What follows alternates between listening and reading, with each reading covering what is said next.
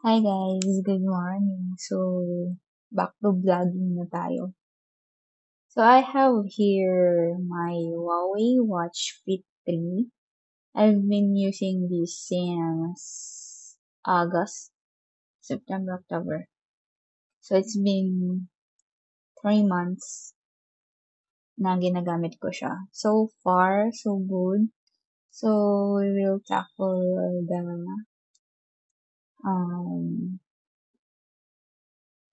kung ano ang aking experience sa aking Huawei Watch Fit 3. So, ayun. Natatanggal pala yung kanyang strap. And ito yung original strap niya. So, makikita nyo dyan. Meron siyang tatak na Huawei. Meron siyang Huawei. Siya, emboss dito. Huawei. So, natatanggal siya. Pwede kayong bumili ng iba-ibang strap. May extra strap ako pero hindi ko dala. Nasa Pinas. Ang nadala ko lang is color black. Meron akong green nito. And then, ayan. Manipis lang siya, guys.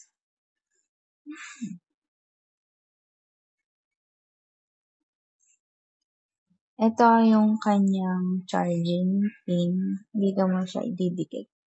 So, magnet pala yun.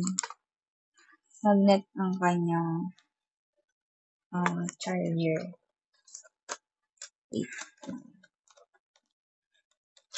Ayan. Ito yung charger. So, wait. Pag i-charge mo, good morning.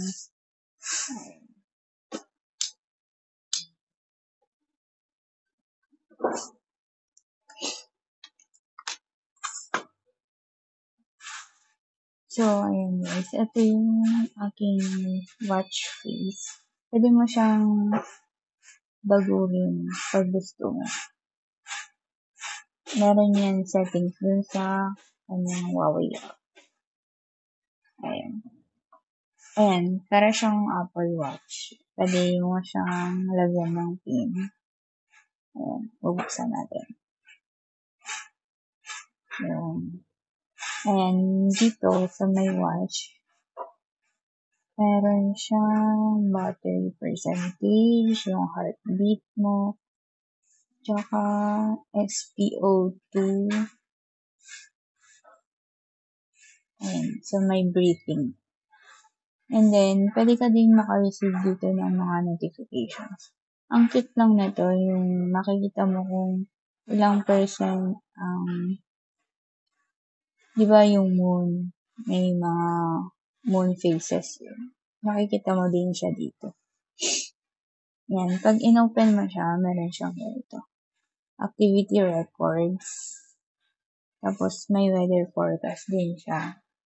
And then, pag nakakonect siya sa phone mo, tapos gusto mong mag-sounds, pwede mo siya dito ilipat-lipat. And then, pag i-click mo naman yung red, makikita mo yung mga kanyang applications na available. May calculator, flashlight, contacts, workouts, may period tracker din siya, then camera button. Pag gusto mo sa watch mo lang, parang clicker, gano'n. Tapos heart rate, settings, nandito yung mga Bluetooth connectivity, tapos yung mga updates ng iyong watch. Weather, contacts, message, notification, flashlight. Pag gusto mong mag-on yung flashlight ng phone mo, dun lang yung makikita. And then, music. Tapos yung, ang amazing ng sleep, niya kasi, kunwari natulog ka ng gabi, 6 hours, 7 hours, ganun. Tapos pag matutulog ka ng tanghali, matatrack din niya. Parang mag-add up siya dito sa may sleep summary mo.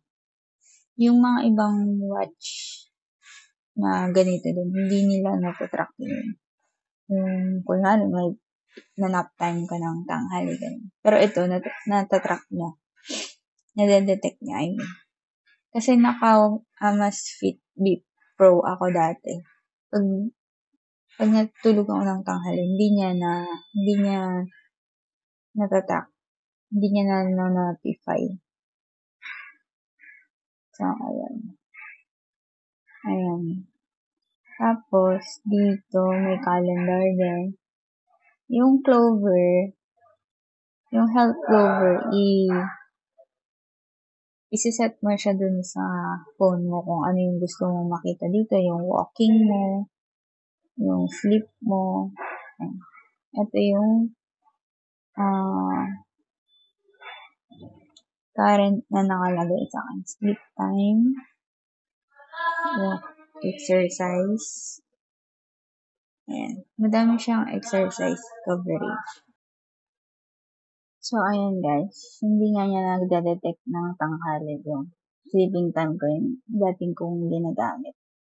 Ngayon, dahil Huawei yung phone ko, and then, gusto ko Huawei din yung watch. Kaya ako bumili nito. Tsaka naka-sale kasi nung last time, naka-pre-order sale.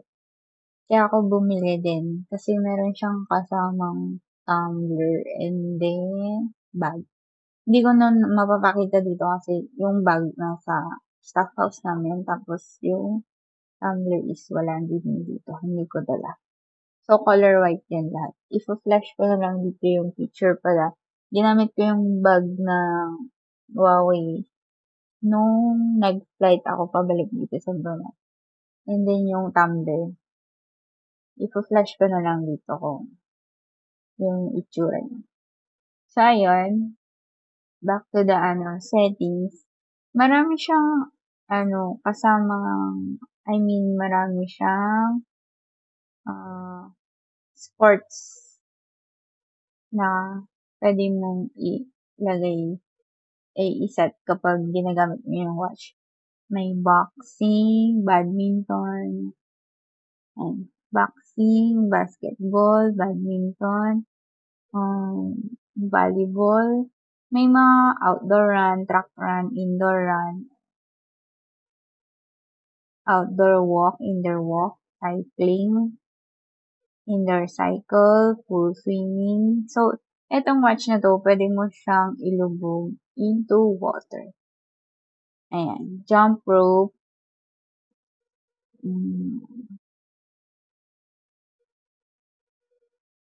Ang bilis kasi ng settings ng aking watch para siya, mag-shut off.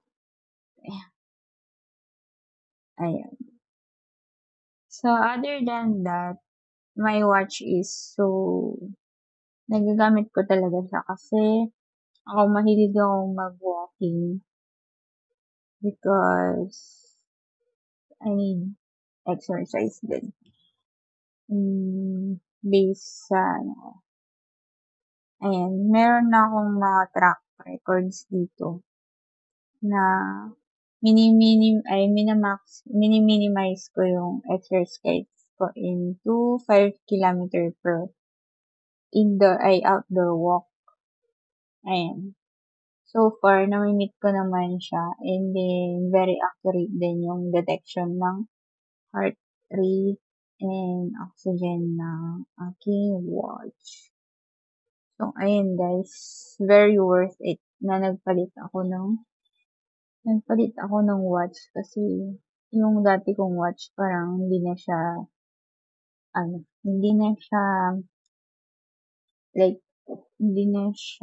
nagagamit or hindi na siya accurate din. So, bumili pala ako ng kanyang protector. So, ayan. Hulog.